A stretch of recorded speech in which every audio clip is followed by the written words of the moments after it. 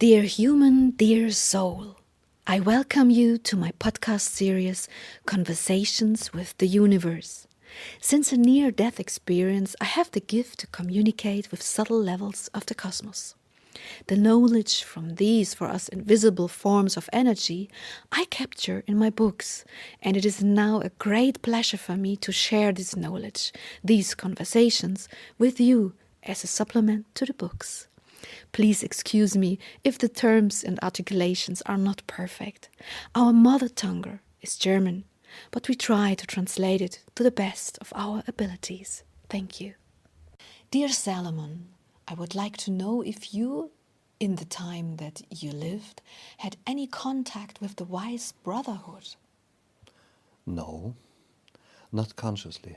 So for you, the source of inspiration really was the Zera? When did you realize that they were no masters, no angels or anything, but actually extraterrestrials? I knew that since the beginning, for I had asked them. I said, "Are you the gods?" And they answered, "No. We also are just creatures of the cosmos. But we are further developed than you are. We communicate through telepathy, and you have the gift to understand us this way." You never saw their spaceship?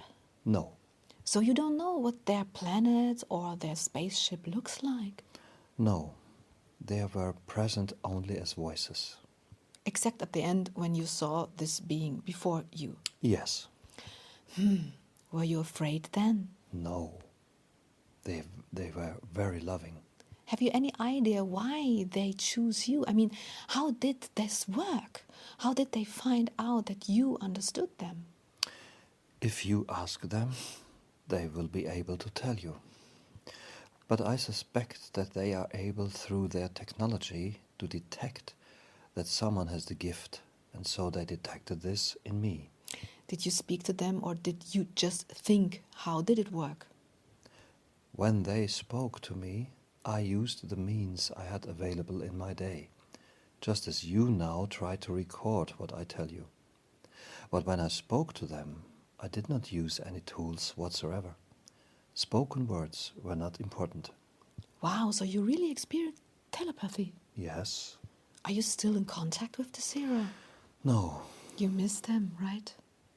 Yes. Then you were in daily contact with them. I mean, kind of, right? Yes.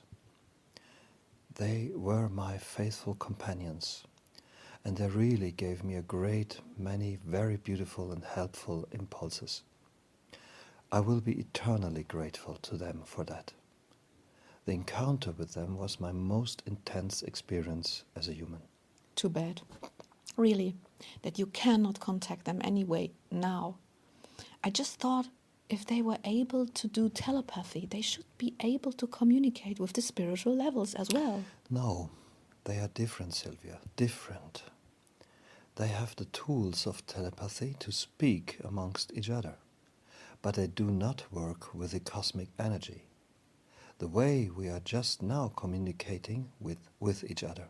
If someone is so wise, you tend to think he is constantly being taught by wise spiritual energies.